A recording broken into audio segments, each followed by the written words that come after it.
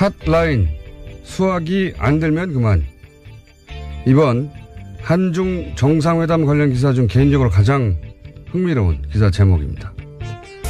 청와대는 한중 정상 간 핫라인 개설에 각별한 의미를 부여하지만 상대국이 안 받으면 그만이라며 2015년 박근혜 정부 시절 개설된 국방 당국간 핫라인도 유명무실했다고 기사는 이렇게 비판하고 있습니다.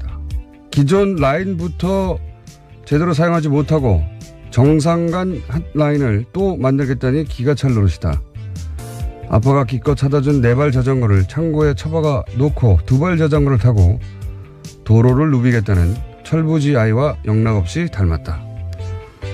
아주 대놓고 비아냥이죠.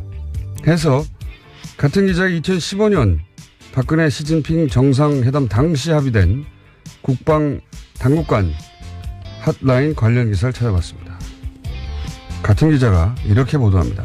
핫라인은 북한의 군사 위협을 놓고 한중 간 공조체제를 공고히 하는 상징적 결과이며 양국 국방협력 수준을 격상시키는 의미다. 2년 전에는 국방 당국 간에도 상징적 성과였던 것이 이번에는 정상 간에도 기가 찰 노릇이 된 겁니다. 박근혜 정부가 국방 당국 간 핫라인을 활용하지 못했다는 게 어떻게 이번 정부의 정상 간 핫라인이 미리 비판받을 근거가 되는 거죠.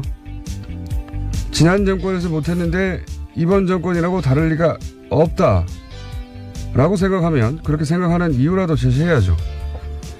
이번 한중 정상회담 보도 전반을 지배하는 중국의 문재인 정부 홀대론, 이 홀대론의 진짜 정체는 중국의 문재인 홀대가 아니라 우리 언론의 문재인 홀대다.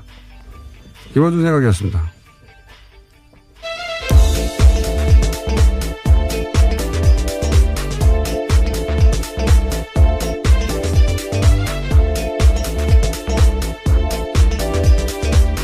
월요일입니다. 시사인의 김은지입니다. 예. 이 기사 보셨어요? 예, 방금 봤습니다. 인터넷 시대니까 바로바로 보는군요. 예. 예. 그 재밌지 않습니까, 이 기사? 예. 네, 핫라인 존재에 대해서 통화 자체로만 이야기하기는 좀 쉽지 않을 것 같은데요. 뭐 남북 관계에도 핫라인 개설됐다라는 것이 굉장히 중요한 의미로서 보도가 되곤 했는데. 핫라인이라는 게 뭐 핫라인이라고 해서 뭐 언제나 통화할 수 있고 그런 게 아니다. 그런 착각은 하지 마라. 이렇게 시작하는데 아니 그럼 강제로 귀에다 대고 막 확성기 연결하는 그런 핫라인이 있나요? 세상에? 참 이상한 기사예요. 근데 뭐 이 기사는 그냥 예를 들었을 뿐이고 사실은 이 홀대론, 예. 이번 한중회담 관련 보도는 이 홀대론을 바탕에 깔고 거의 모든 기사가 나오고 있어요. 예. 이 홀대론에 대해서는 저희가 잠시 후 중국에서 정말로 그렇게 느끼고 있는지와 그리고 3부에서 한국에서 수행한 예, 의원 한 분 연결해서 짚어보기로 하고요. 자, 첫 번째 뉴스는 뭡니까? 네, 2013년 국정원의 대선 개입 사건 수사와 재판이 진행될 당시에 국정원이 수시로 청와대에 보고서를 올렸다라는 오늘 아침 한겨레 신문 보도인데요. 국정원 댓글 수사팀의 해체를 요구하는 등 구체적인 보고서 내용이 나왔습니다. 예를 들어서 댓글 수사가 한창 진행 중일 때 최 총장이 국정에 부담을 주고 있다라는 취지의 보고서를 작성해서 대통령에게만 보고드린다라고 국정원이 썼고요. 또 최동욱 전 총장이 물러난 뒤에는 수사팀 내 문제검사 정리 요망, 댓글 사건 공소유지팀 면밀 관리 필요, 와 같은 보고서를 작성해서 대통령 외에 비서실장과 민정수석을 지정해서 추가로 배포하는 식으로 했습니다. 그러니까 최동욱 전 총장을 잘라내고 그리고 당시 윤석열 팀이죠. 예, 그렇죠. 윤석열 검사팀을 해체하고 나서도 계속해서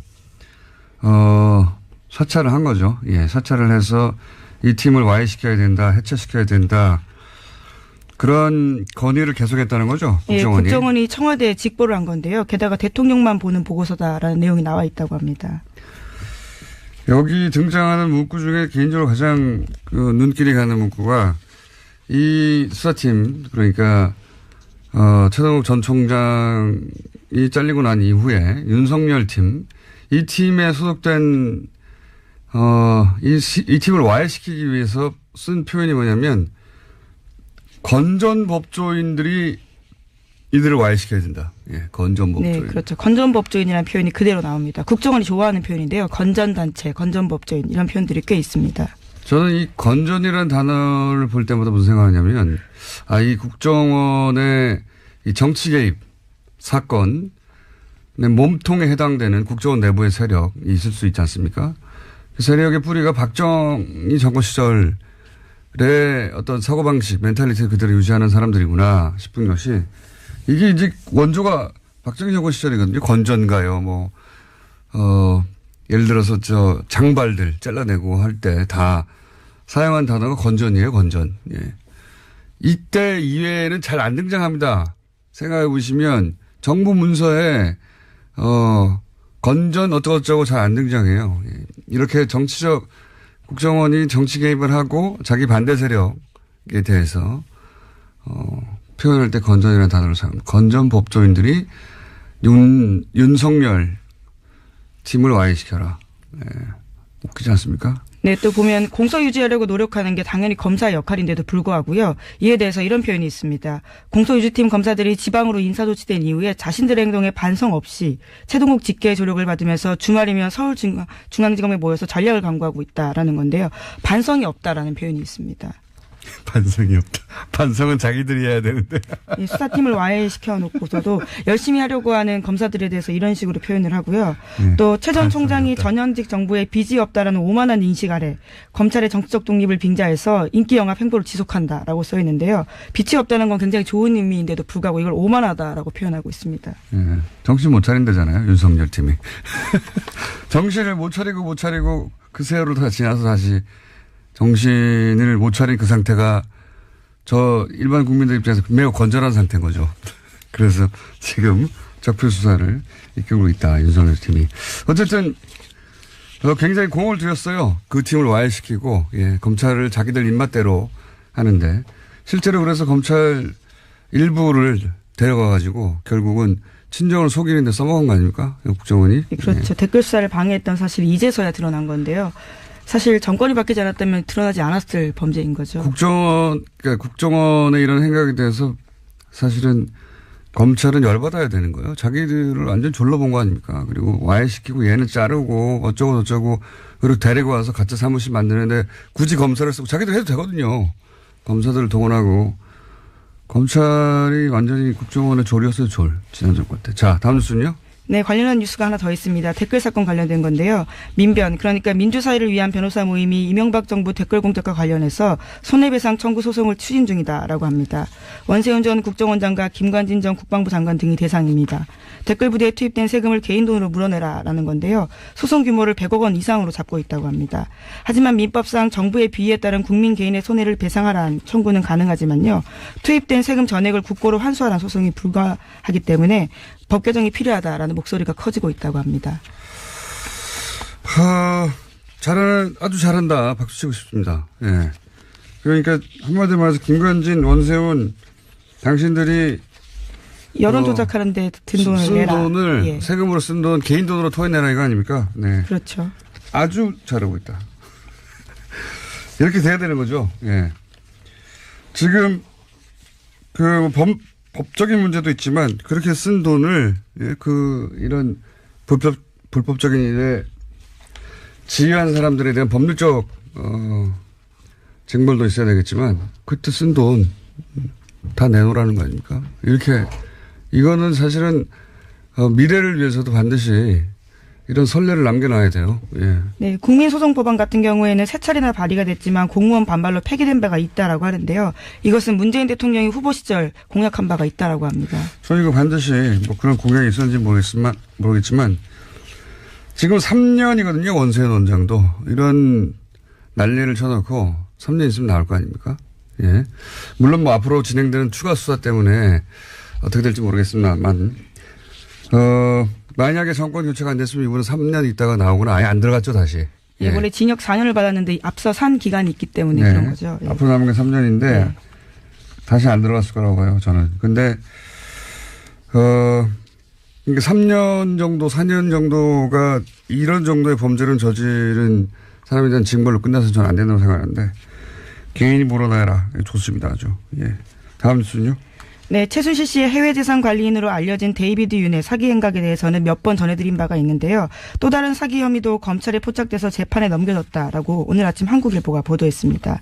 2013년 10월 달에 브릭스 코리아라는 회사를 세운 윤 씨 등이요. 이탈리아 가방 브랜드 브릭스와 이름이 같은 점을 이용해서 사기를 친 건데요. 브릭스 가방을 수입 판매하려던 해외 명품 수입 유통업체 측에다가 국내 독점 판매권을 주겠다라고 하고 5억 원가량을 받았다라고 합니다. 그래서 피해자들이 고소한 상태인데요. 관련해서 이 문제를 무마하기 위해서는 안종범 전 수석의 명함까지 주면서 자신들이 청와대에 연줄이 있기 때문에 해결할 수 있다라는 식으로 속였다라고 합니다.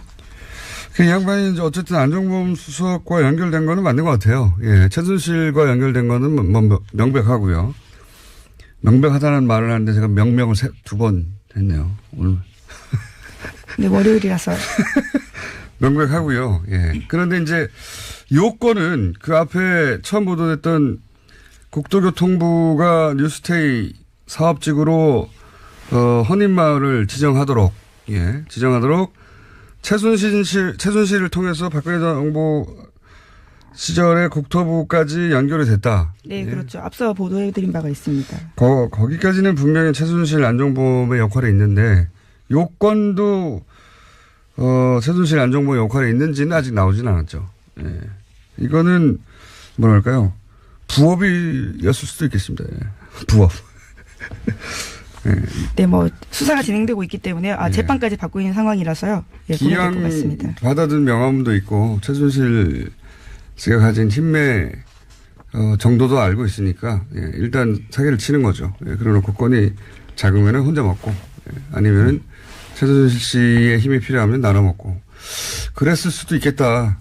부업이었을 수도 있겠다 싶은데 근데 또 모르겠습니다. 이건 왜냐하면 최순실 씨가 워낙 작은 건에도 다 개입을 했었기 때문에 이런 몇 억짜리 건에도 개입했을 수도 있다. 용돈으로. 하여튼 뭐 그런 건이 있습니다. 이 사건보다 더욱 중요한 건 이제 데이비드 윤 소재를 파악하고 우리 수사 당국이 사실은 최순실 씨의 해외 도피재산 관리자로 지목받고 있으니까. 네, 그렇죠. 지금 적색 수배 중입니다. 이분이 이제 신원 확보돼야 그 다음 수사 돈 쳐내기 가능해질 것 같은데 일단 여기까지 진도가 나왔습니다. 다음은요? 네, 문재인 대통령이 지난주 토요일 3박 4일의 방중 일정을 마치고 귀국했습니다. 청와대 고위 관계자는 돌아오는 길에 기자들한테 설명하기를요. 양 정상이 사드 문제로 인한 서먹함을 이번에 완전히 극복했다고 생각한다라고 밝혔습니다. 또 사드 문제에 대한 언급이 빈도, 강도, 주체 수준 등이 현저히 낮아진 걸로 해석하고 있다라고 자평했는데요. 중국 쪽의 사드 보복을 철회하고 북핵 대응에서도 평화적 해결 원칙을 재확인하는 성과를 거뒀다라고 밝혔습니다. 청와대야 다 잘했다고 하죠. 예. 여기 대해서 이제 보수 매체하고 야당은 뭐 외교 참사라고 하고 그리고 이제 언론들도 예를 들어서 뭐 공항 영접에 차관 보고 안 나오고 차관이 안 나오고 차관 보고 나왔다. 뭐 이런 거 지적하면서 그다음에 밥 혼자 뭐 혼밥했다. 말이 됩니까? 국가 정상에 가서 혼자 밥 먹었다고? 그것도 그 나름의 전략인데 예. 그게 혼자 밥 먹은 것도 아니고 근데 이제 이런 식의 홀대론 공격이 계속 있죠. 예. 제가 알기로는 차관이 공석이에요. 그래서 차관 보고 나온 걸로 아는데 공석인데 차관이 어떻게 나옵니까? 여하간 요 관련해서는 저희가 3부에서 수행했던 국회의원 한 분 연결하기로 하고요. 그리고 잠시 후 미니로 정말로 중국에 사는 분들이 중국 언론을 통해 홀대를 느끼느냐. 우리나라 언론들은 홀대론을 끊임없이 얘기하지 않습니까? 네. 짚어보기로 하겠습니다. 근데 이 사태가 사실 또 더 커진 것은 요런 홀대론 프레임이 더 커진 것은 중국 그 경호원의 기자 폭행 이 사건과 더해지면서 더욱 폭발했죠. 예. 집단 폭행 사건이 있었었는데요. 관련해서 정부가 중국 측의 수사와 관련한 처벌을 요구했습니다. 청와대에서는 있을 수 없는 일이 생긴 것 같다면서 문재인 대통령이 정의용 안보실장에게 피해 기자 위문과 진상 파악을 지시했다라고도 밝혔는데요. 중국 당국은 폭행을 당한 기자들의 진술을 청취하는 것으로서 조사에 착수했습니다. 저도 나름대로 조사에 착수해가지고 정황을 좀 취재를 해봤더니 이게 이제 한 4, 5분 남았군요. 시간이. 한 4, 5분. 요 얘기 좀 자세히 하자면 몇 가지 사정의 복합이 이동은요. 우선 행사장에 협소했다. 이것도 하나의 요인이었어요. 이제 자세히 들어보니까 이게 문제가 됐냐면 당시 사전 촬영은 비표가 두 가지가 있었다고 해요. 하나는 근접, 하나는 원경. 근접은 청와대가 직접 촬영하는 비표였고, 그리고 원경은 풀 기자단, 수행 기자단이 가진 비표였는데, 이제 장소가 협소해서 이 두 그룹이 섞여 있었다. 이것도 요인 중에 하나였고, 그리고 대통령 오프닝이 끝나고 이제 각 부스를 방문했을 거 아닙니까? 대통령 이하 여러 사람들이. 그때 대통령과 송혜교 씨가 아모레 부스에 방문할 때 이제 같이 동선이 겹쳤는데 당연히 사진 경쟁이 있었겠죠. 그 대통령과 중국에서 인기 높은 송혜교 씨가 같은 부스를 방문했으니까 이때 아까 말씀드린 두 가지 비표의 촬영자들과 일반인까지도 장소가 협소하다 보니 섞여 있었다. 좀 혼란스러웠다. 근데 여기까지 문제가 없었대요. 근데 촬영이 끝나고 대통령이 이제 장소로 빠져나가서 이동을 해야 될 때 중국 측의 이제 보안 요원들은 대통령 동선을 우선시 해서, 이 기자단 이동을 제지했답니다. 예, 그러자 기자단은 우린 비표가 있는데 왜 제지하느냐. 여기서 충돌이 시작된 거죠. 실제로 네. 비표 같은 경우에는 취재가 가능하다라는 뜻이긴 하니까요. 그거를 중국에서는 다르게 받아들인 거예요. 예. 대통령, 우선 중국의 입장에서는, 국가 원수 행사 때 대통령 앞에까지 촬영하는, 국가 원수 앞에 가서 촬영하는 것을 이해하기 어려워했다고 하고, 예, 제가 들은 이야기입니다. 현장에, 행사 관계자한테. 그리고 우리 기자들은 또 불만이었던 거예요. 중국 측의 이런 딱딱하고 언론을 막대하는 태도에 대해서. 사실 언론 보도 또는 언론을 그 보도 접근권 이 인식이 중국이 우리하고 완전히 다르거든요. 그래서 외신 기자하고 충돌이 굉장히 많은데 한번 얘기한 적이 있지만 어쨌든 중국 보안 입장에서는 국가원수 이동 동선 최우선 그리고 기자는 제지 이런 상황이었고 기자들은 비표가 있고 이미 이야기가 됐는데 못 가게 한다 항의 이렇게 충돌이 시작된 거예요. 근데 여기까지는 제가 보기에는 그 중국 측의 관행과 우리의 보도 패턴과 각자 우선순위가 달랐던 거죠. 여기서 충돌한 건데 중국에 가면 그 중국의 그 보안 우선순위를 따라야 한다. 혹은 중국도 글로벌 스탠다드를 따라야 한다. 둘 다 맞는 말이라고 봐요, 저는. 근데 중요한 건 당시는 그런 토론을 하는 상황이 아니었다는 거예요. 네. 토론을 떠나서 어쨌거나 집단으로 때렸다라는 게 제일 중요해요. 거기까지 가려면 아직 멀었어요. 네. 그 상황은 마지막 상황이고 이렇게 각자 다급한 상황이 생긴 거 아닙니까? 보안과 그다음에 기자는 촬영을 해야 하고 보안은 자기들이 판단은 막아야 되는 거예요.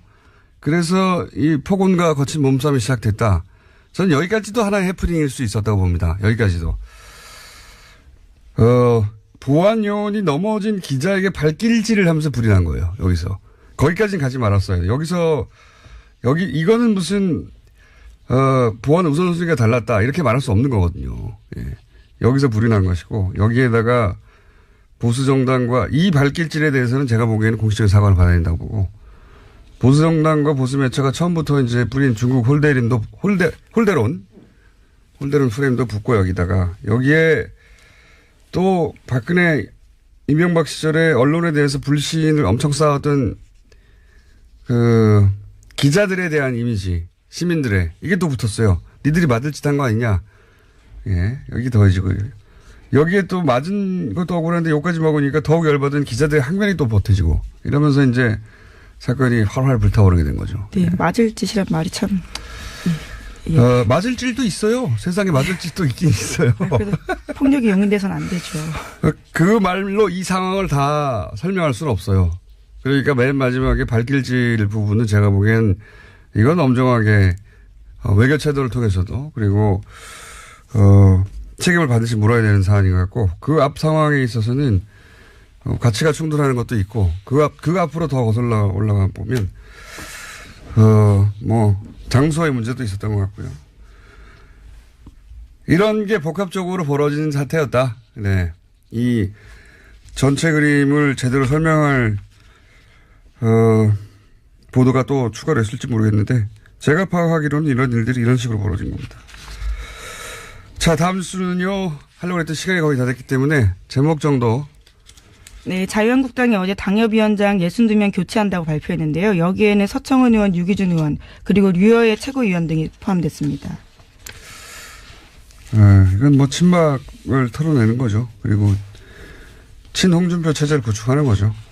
그 다음은 아마 홍준표 대표와 김무성 전 대표 간에 보이지 않는 알력이 시작되겠죠. 어쨌든 그런 일이 정치권에서는 있었고요. 또 제목 하나 짚으면요. 예, 박주원 국민의당 최고위원이 지난 15일에 자진 사퇴했습니다. 하지만 경향신문 지적에 따르면요. 사퇴 기자회견에서도 진상과는 거리가 먼 이야기를 했다라고 합니다. 이건 박주원 전 최고의 거짓말인 것 같습니다. 그러니까 자기가 CD를 흔든 것은 그 흔든 CD는 DJ 비자금이 아니다라는 건데요. DJ 비자금 그 CD가 아니다. 왜냐하면 발행일이 다르다. 뭐 이런 식으로 돼 있는데. 양도성 예금 증서요. 예. 네.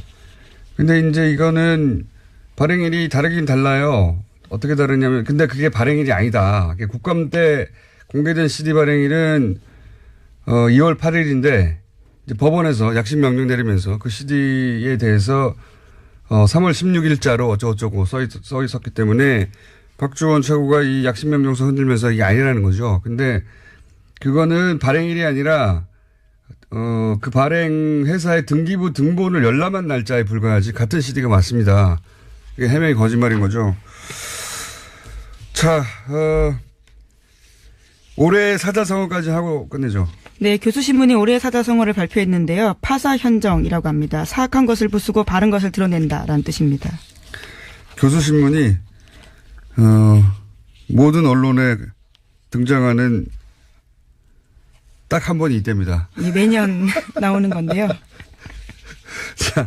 자, 교수신문이 전국의 교수 1000명을 대상으로 올해 사자성어 선정하면 꼭 언론이 이걸 보도하더라고요. 예. 사악한 것을 부수고 바른 것을 드러낸다. 예. 파사헌정. 파사현정입니까? 헌정입니까? 파사현정이라고 우선 기사에는 쓰여 있는데요. 예. 네. 파사현정. 이런 여론조사 하는군요, 항상. 항상 교수신문이에요. 교수신문을 기억해 주십시오. 지금까지 시사인 김은지였습니다. 감사합니다.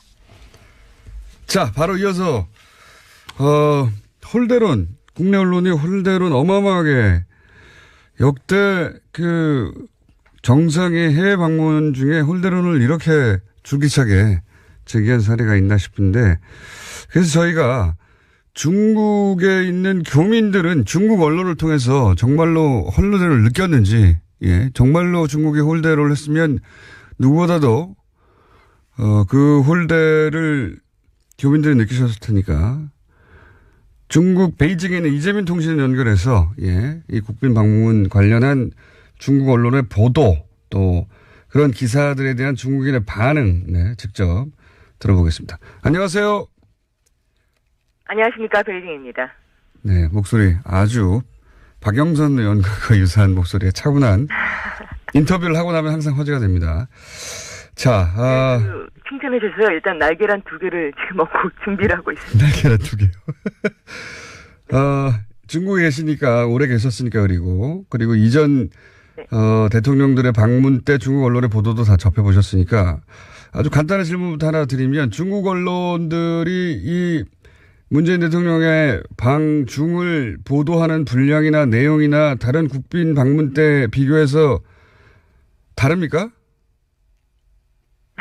그렇지 않습니다. 일단 거의 한국이라는 나라는 굉장히 이웃 나라이고 중요한 나라입니다. 중국에 있어서도. 그렇기 때문에 다른 여러 나라의 정상들이 오는 것에 비해서 상당히 비중을 놓고 보도하는 것을 볼 수 있고요. 예를 들면은 그 언론 중에서 중국에서 가장 중요하다고 할 수 있는 공산당 기관지 인민일보나 환구시보, 그리고 CCTV 이러한 언론 보도에서는 상당한 분량을 통해서 계속 전하고 있습니다. 2차례에 걸쳐서 일면 전체를 이런 문재인 대통령의 방중으로 큰 사진과 함께 보도를 했고요. 분량이라든지 어떤 그 톤이라든지 다른 정상과 차이가 있었다. 이런 보도가 나오는 거 보면서 저는 약간 놀랐습니다. 그렇군요. 국내 언론에서 홀대론 얘기할 때 왜 그러지 싶으셨죠? 이상했었죠. 예. 네, 그렇습니다. 그러니까 같은 내용을 가지고 같은 사진을 가지고 다르게 이렇게 표현할 수 있고 포장할 이라고 제가 표현할지 모르겠습니다만은 이렇게 다르게 될 수도 있다는 것에 굉장히 놀랍다는 생각이 들었고요. 약간은 글쎄요, 그 중국 언론들이 더 문재인 대통령을 더 잘 대접해드리고 있다라는 그런 생각이 듭니다. 우리 언론보다 중국 언론들이 더 문재인 대통령이 우호적이었다. 예. 예. 그런 인상마저 받으셨다. 예를 들어가지고 지금 말씀드렸던 그 환구시보 같은 네. 경우에도 상당히 중국에 감동을 주기 위해서 문재인 대통령이 큰 노력을 했다. 이런 제목의 기사를 통해서 4일간 충칭에서 뿌리찾기 열정을 했다든지 아니면 양국 간의 친근감이 이번에 굉장히 깊어질 것이다. 뭐 이런 얘기를 많이 실었고요. 곳곳에도 정말로 굉장히 많은 그 에피소드를 담은 그런 것들이 잘 전해지고 있는 그런 상황입니다. 환구시보는 사드 때 우리나라를 대놓고 두드려 팼던 매체 아닙니까, 사실은? 그렇습니다. 그 환구시보가 중국의 아까 말씀드렸던 그 인민일보의 자매지이자 그렇죠. 즉 당의 기관지이면서 국제 뉴스만 거의 다루는 그러니까 예. 환구라는 게 지구를 둘러싸고 있는 그런 시보다 해가지고 환구시보를 하는데 중국에서 가장 강경하게 중국의 입장을 대외에 공표하는 항의하는 뭐 이런 모습을 항상 짊어지던 그런 신문입니다. 그렇죠. 우리나라 사드 얘기했을 때 아주 뭐 강렬하고 원색적으로 반대하는 모습, 또 다른 외국과도 기분 나쁜 일이 있을 때 가장 먼저 일어나는 것이 정말 부르르 떨쳐 일어나는 것이 환구시보인데요. 인민일보가 못하란 말을 대신하는 곳 아닙니까, 여기가? 그렇습니다. 인민일보에서 점잖게 하느라고 하지 못하는 말을 정말 다른 어떤 언론보다도 가장 강력하게 아주 원색적으로 많이 하는 그런 신문인데요. 이번에 한중 정상회담에 120점을 주고 싶다라는 그런 관계자와의 인터뷰도 전하면서 전체적인 내용을 굉장히 강하게 전하고 있습니다. 예를 들면은 특히 이번에 그 어떤 난징 대학살 80주년이라는 중국으로서 굉장히 가슴 아픈 그런 기념식과도 맞물려 있는 바가 있었는데요. 시진핑 주석과의 만남을 가졌을 때 제일 처음에 난징 대학살 추모 기념식에 주중 한국 대사를 참석시켜줘서 감사하다라는 사의 표한 것을 전했는데요. 이게 무슨 뜻이냐면은 사실 그 난징 대학살에 참석하느라고 중국의 모든 고위자들이 다 난징으로 가 있었고요. 예. 그 당시에 그 우리 대통령이 오셨기 때문에 한국에 있는 주중 한국 대사, 그러니까 여기에서 계속 한국 전시를 대표하는 한국 대사는 처음부터 끝까지 원래 대통령을 수행한다라는 것이 일반적인 상식인데 그 와중에 그 한국 대사가 대통령을 수행하지 않고 이 대사가 그 난징까지 날라와서 추모 기념식에 참가하게 됐다는 것이 굉장히 격식을 차리고 체면을 차리려는 그런 어떤 모습을 가진 대통령이 아니라 실질적으로 중국인들의 가품과 어떤 고통을 잘 이해하고 있는 그런 하나의 모습으로 이해했다. 이런 기사들이 나오고 있는 것입니다. 그러니까 말씀하셨듯이 중국 언론이 오히려 문재인 대통령의 방중 행보에 대해서 더 높이 평가하는 기사 내용들이다. 네, 그렇습니다. 그래서 제가 중국 신문을 봤을 때의 한중 요번의 정상회담이라든지 방중과 한국 신문을 봤을 때는 굉장히 다른 모습을 느낄 수가 있고요. 점점 가면 갈수록 마치 무슨 큰 사건이나 큰 잘못이 일어나고서 이번 방중이 끝나고 아무런 성과가 없었던 것처럼 그렇게 몰아가는 것이 마음이 좀 아프기도 합니다. 이번에 있었을 때 많은 사람들이 가장 크게 생각한 것은 일단은 연내에 방중이 이뤄졌다는 자체가 굉장히 크다라고 할 수 있겠는데요. 사실 그 사드 문제가 있고 나서 한국과 중국 측이 팽팽하게 자신의 입장을 가지고 있었고 그런 과정 중에서 이번에 이렇게 한번 방중이 이뤄졌다는 것은 아주 큰 의미를 갖는다고 생각을 했거든요. 그리고 굉장히 화해 분위기, 화기애애한 분위기, 그리고 정상회담도 기존에 있었던 생각했던 그 원래 시간보다 더 길게 해서 좀 늦게 끝난 바가 있었고 이번 방중에서 중국의 권력 서열 1, 2, 3위 그리고 향후에 어떤 그 굉장히 중요한 권력자가 될 것이라고 하는 천얼민 충칭 측의 당서기까지 만났다라는 것 아주 순조롭게 일이 잘 됐다 뭐 이런 분위기들을 이쪽에서 느끼고 있었는데요. 한국 신문의 보도를 보고 나면은 정말 큰일이 일어난 것만 같은 또 잠깐 바꿔서 얘기드리면 같은 내용을 이렇게 다르게 표현할 수도 있구나라는 생각이 많이 듭니다. 그렇군요. 그러니까 정상회담이 늦게 끝났다는 건 정상회담을 예정보다 더 오래 했다 이런 말씀이신 거죠? 예. 그렇습니다. 원래 그 딱 정해진 시간들에는 좀 더 많은 얘기들이 오고 간 것, 그리고 또 이건창 총리하고도 얘기할 때 많은 얘기가 오고 하면서 문재인 대통령이 우리가 원하는 것이 굉장히 많다. 이것저것 막 이게 쭉 나열을 해서 했던 것에 대해서 이건창 총리가 뭐 예를 들어서 크게 웃으면서 하나씩만 천천히 하십시오. 저도 많은 관심을 한국에 갖고 있습니다. 이런 전반적인 화기애애한 분위기가 있거든요. 아무래도 정상회담이라는 것도 사람이 하는 것인지라 좀 분위기가 딱딱한 그런 정상회담이 있고 약간 더 친근함이 있는 정상회담 조금씩 온도 차이가 납니다. 현장에 있었던 그런 분위기에 따르면 오히려 굉장히 부드러운 분위기, 화기애애한 분위기 이런 것들이 많았는데 그 한국 언론에서 나온 얘기 들으면 안 그런 것들이 참 많은 것 같습니다. 중국 교민들 입장에서는 예, 중국 교민들 입장에서 한국 보도가 당황스럽다 이런 얘기군요. 왜 이렇게 부정적으로 보도하는지. 뭐가 홀대였는지. 그런 면이 많습니다. 그래서 같은 내용을 다르게 표현하는 것과 관련해서 예를 들면은 그 아침 식사를 여기 요타오라고 해가지고요. 그 뭐 꽈배기빵 비슷하게 한 걸로 한 것에 혼밥했다고 대통령이. 그건 너무 놀라운 표현이셨습니다. 정말 대단한 창의력이 있다는 생각이 들기도 했었는데요. 중국에서 본 그 서민들은 이렇게 아침 식사를 했다라는 것이 굉장히 서민적인 그런 행보이고 결제를 할 때 중국에 굉장히 현재 유행하고 있는 많이 보편적이 된 중국 모바일 결제 시스템을 가지고 있습니다. 그것을 보면서 굉장히 서민적이고 중국의 현재 가장 빠른 트렌드를 몸으로 느껴보려는 그런 대통령이다. 정말 우리가 가까운 대통령이다. 이런 얘기도 많이 했었고요. 이전에도 예를 들면 시진핑 주석이 취임을 하고 나서 가장 먼저 했던 것이 만두 전문점, 길거리에 있는 만두 전문점 가서 만두 한 번 사 먹은 것이 시진핑 주석에 굉장히 높은 점수를 주는 그런 큰 사진을 아주 많이 인구의 회자가 됐었거든요.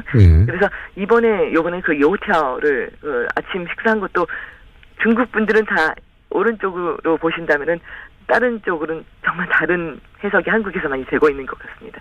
상당히 놀랐습니다. 그러니까 중국에서 이 서민 식당에 가서 대통령이 이 중국 꽈배기를 뭐라고 그런다고요? 요티아오라고 합니다. 네, 그거 발음이 안 돼서 하여튼 그거를 먹는 것에 대해서 중국 언론들은 굉장히 우호적인 보도였고 또 거기에 딸린 뭐 중국의 댓글들이나 이런 것도 굉장히 전반적으로 굉장히 우호적 있고 좋았는데 이걸 혼밥이라고 거꾸로 국내에서 보도하는 걸 보고 놀라셨다 이거죠. 예. 그렇습니다. 그 문재인 대통령 그 이름을 중국어로 이제 원사인이라고 하는데요. 원사인이라는 말로 검색어를 넣으면 나오는 것이 굉장히 앞단에 문재인 대통령이 요티아오를 먹었다. 그런 원사인 추 요티아오라는 것이 자동 검색어를 많이 되어서 거기에 대해서 이런 일이 있었어? 왜 요티아오를 먹었을까? 뭐 이런 얘기하고 또 결제한 금액이 68원이었는데요. 6과 8은 중국인들이 굉장히 좋아하는 그런 글자입니다. 그래요? 그런 숫자입니다. 그러다 보니까 많이 돈을 벌 수 있다는 그런 뜻을 가지고 있는데요.